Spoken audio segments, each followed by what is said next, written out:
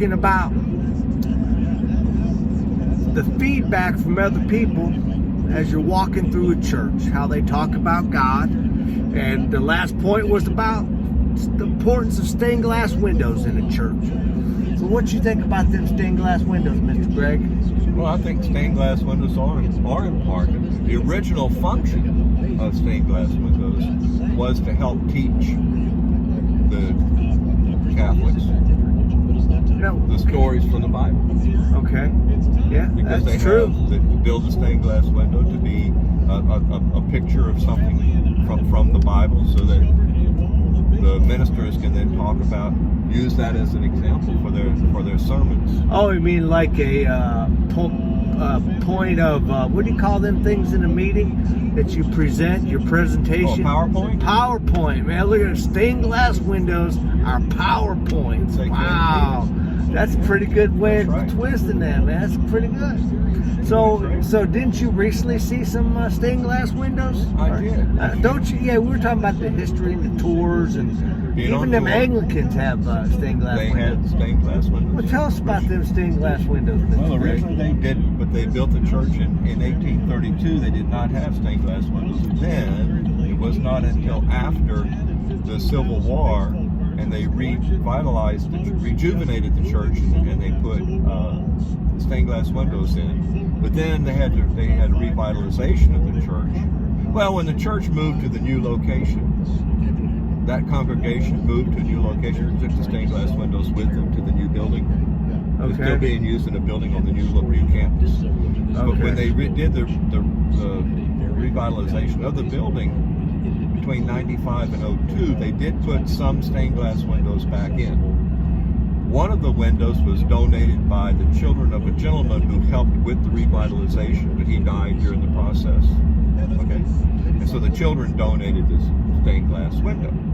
The stained glass window, it's just an awesome window. And it touches my heart every time I see it, because it has Jesus standing there with a lantern in one hand, and he's knocking on somebody's door with the other. Knocking on somebody's door. Now that's isn't that awesome? Isn't there a Bible verse about Jesus is knocking on your door? We're to open the door. Right, we need to open the door.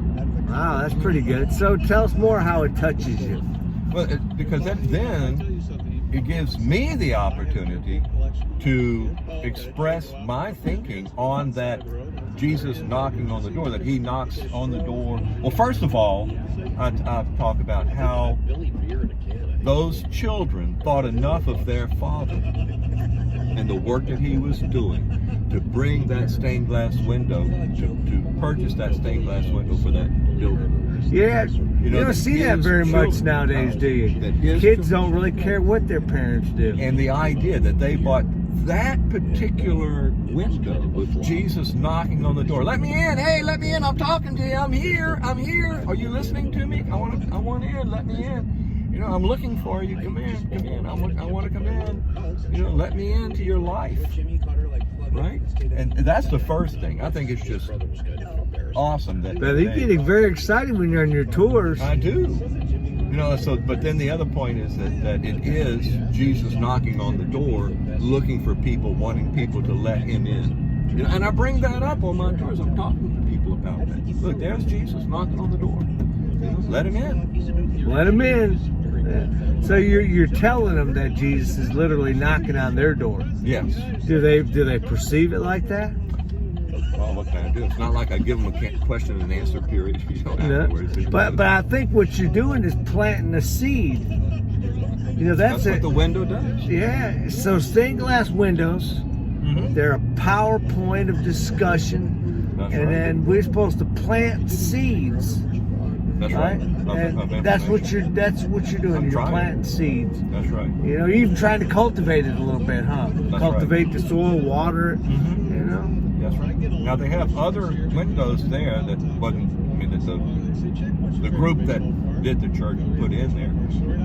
They're smaller windows. One is, which is also the state seal of Louisiana. The state seal of Louisiana. Which is the white pelican plucking the meat off of her breast to feed her young.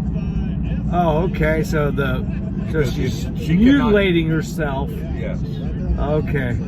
So Does all pelicans do that? as far as I know, particularly white pelicans. I don't know if brown pelicans do or not, but white pelicans do. So what do? They just get a scab and they just keep picking on it I guess. until. Well, if they can't find fish to feed their young, Because I've never been to zoos forever and I've seen pelicans and never ever have I heard anybody ever said that mother pelicans self-mutilate themselves to feed their young. well, if they can't find fish, but if they're in a zoo, you know, they have in a zoo they have fish, they have food. Wow, that's pretty Right? deep They're for not- me, they're man. not gonna be I doing never that. thought of something like that.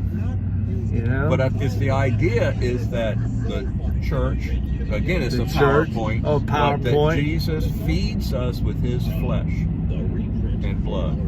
Oh, okay. Right? Doesn't he feed us with his flesh and blood? So that is really looking at things differently, man.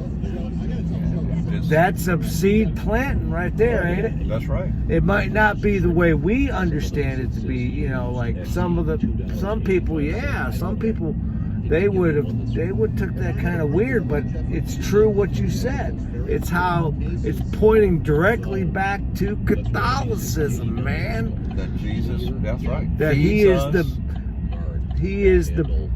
he is the life. That's right. He's giving his life totally. And we're supposed to nourish on him.